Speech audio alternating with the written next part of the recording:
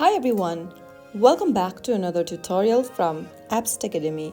Today in this episode we will be learning how to change voice on Audible application. If you don't like the current narrator's tone, accent or pacing, then you can easily change a new narrator in Audible. So the first thing to do is to launch the Audible app open on your device and sign into your account.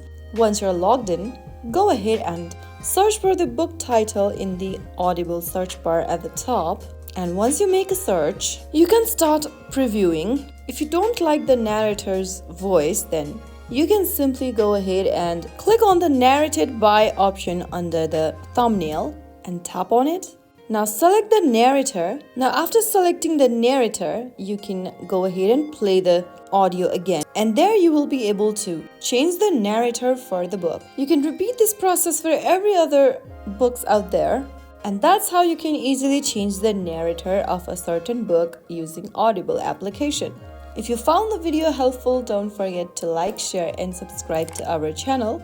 I will see you again in the next episode. Thank you for watching.